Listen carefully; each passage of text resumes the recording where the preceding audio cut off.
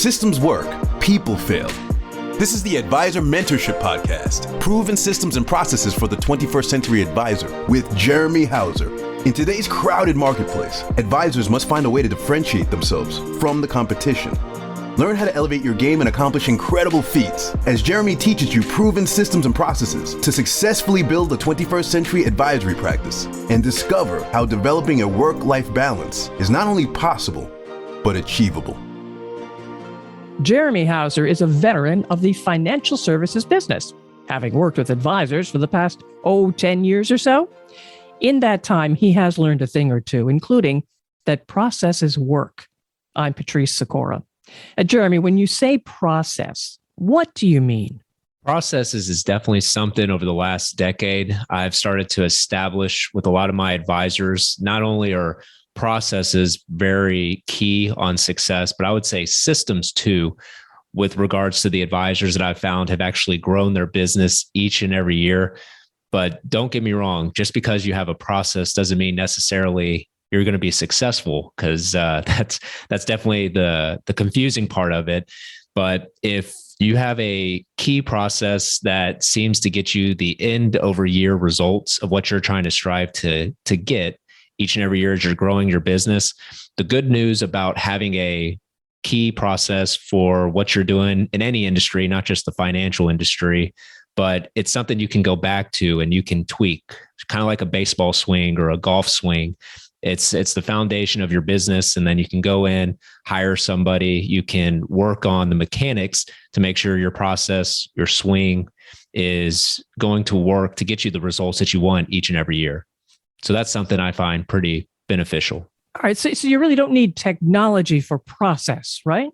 Depends. So 10 years ago, I would definitely say in the financial industry, we used to the extent of sending out contracts. So advisors that are meeting with customers each and every day, kind of if you can go back to something everybody relates to once you buy your home, about 70 to 75 pages of paperwork that you're going through and filling out, sign here. And by the end of it, you have no idea what you're signing. Kind of feels that way. And that's what a lot of these advisors were doing 10 years ago, is having to go through these big bulks of paperwork. And nowadays, due to technology, innovation, a lot of things, not just for the consumer to be more efficient and for the advisor to be more efficient, it's easier to do these applications online, and these signing documents can take 5 to 10 minutes, as opposed to usually it would take an hour for an advisor to complete forms.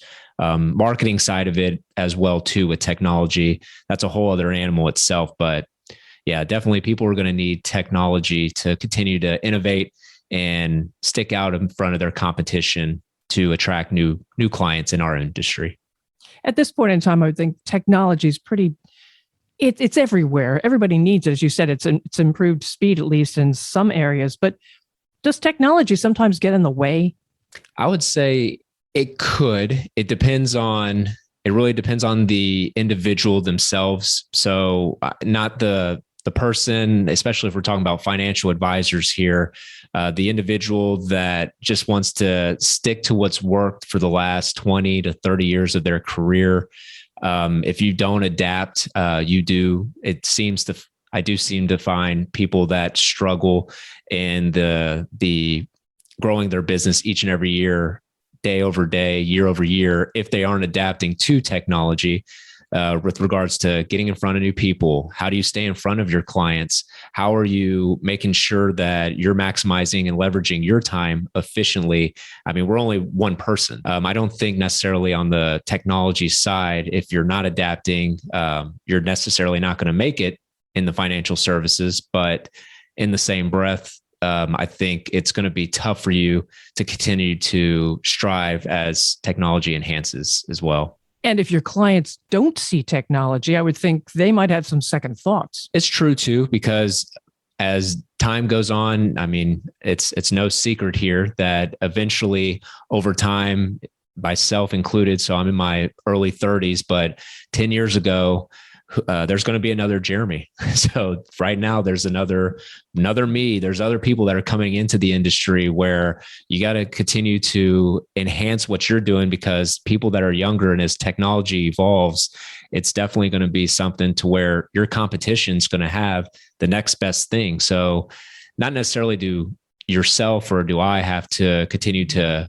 adjust and bring all that technology into our processes and systems, but you do want to make sure that you at least know what's out there, because customers of yours are going to want to know what the latest and greatest is. And if you're not providing that to them, they're going to go somewhere else to maybe a competitor of yours.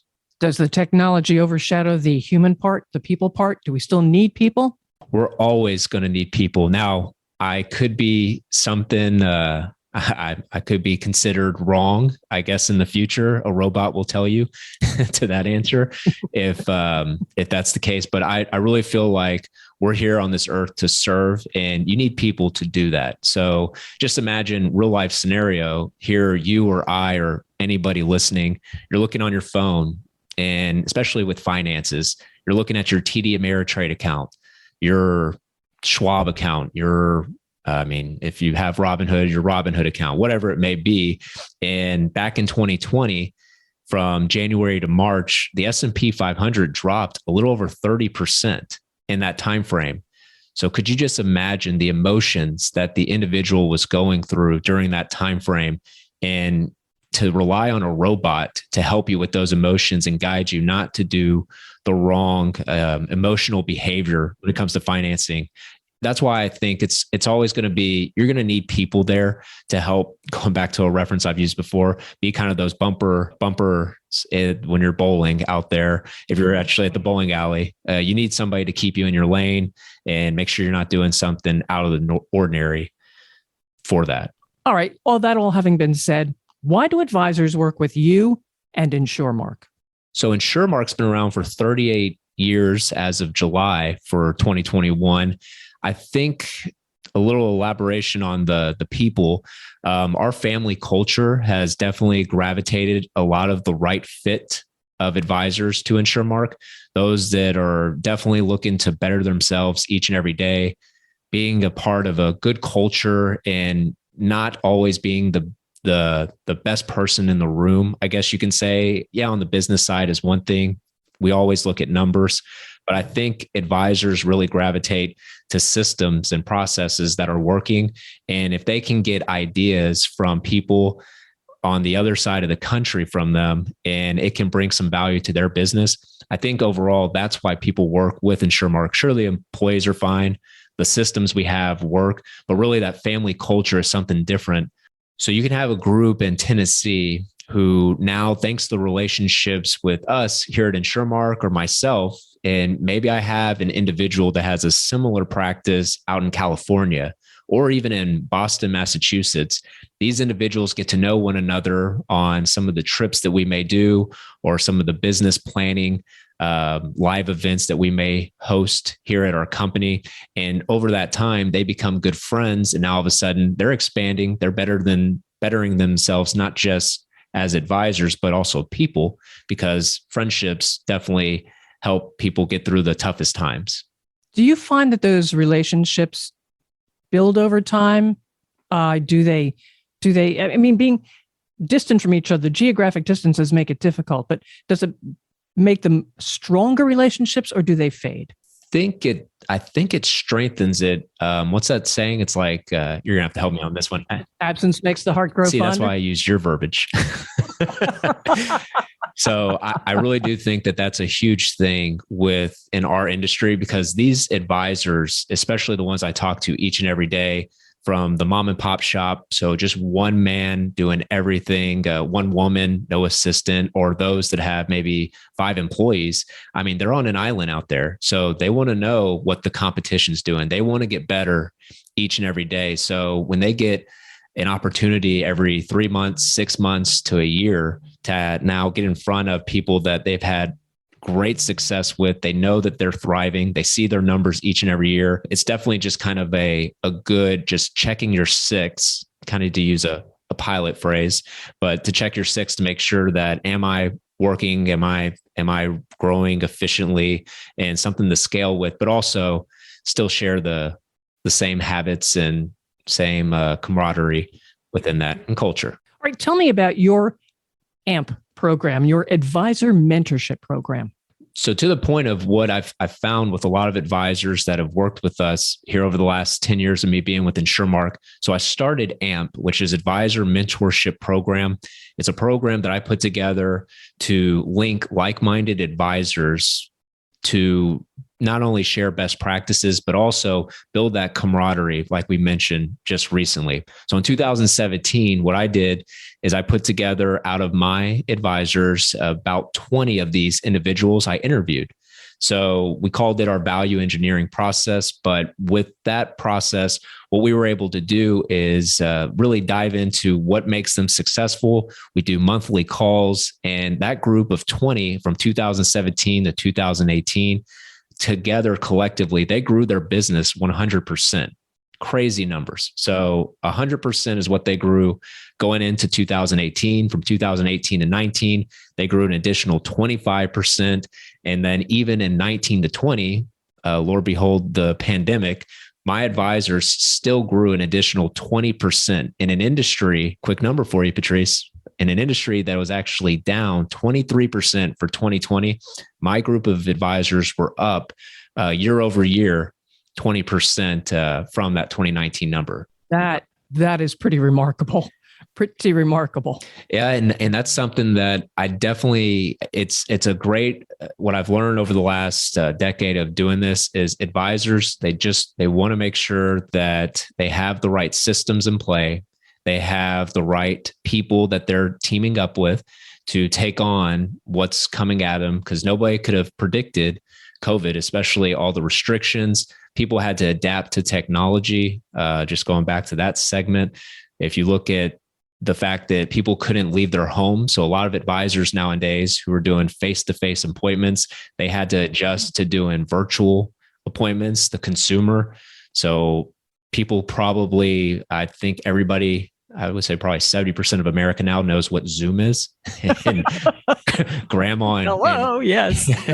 grandma and grandpa definitely didn't know what Zoom was, but that was how they interacted with their family. So over time, that's definitely something we found is you got to have the right people and success stories. And then really you have to be open to change and changing for the better. So getting people adapted to technology has definitely helped why my advisors were able to thrive in 2020. And this year we're doing great too. All right, you mentioned value engineering. You don't need a college degree for that, do you? When they brought the term to me, I thought the same thing, but realistically, value engineering, it's just sharing. And it's an opportunity where I sit down with my advisors, and it's similar to like what they do with their customers. I interview them. So I get to know, it's more of a client intake. I have a certain forum of questions. It takes about 30 to 45 minutes. Advisors tend to like to talk about themselves. So I really try to keep it to 45 minutes, but sometimes that could go a little longer. But with the value engineering process, it definitely helps us figure out of the resources we have here at our company at InsurMark, is XYZ the best fit for Tim? Or maybe there's, based off of the answers they gave us, we might want to go a different route and utilize another resource for 2022. And so what the value engineering process allows us to do is learn more about the advisor.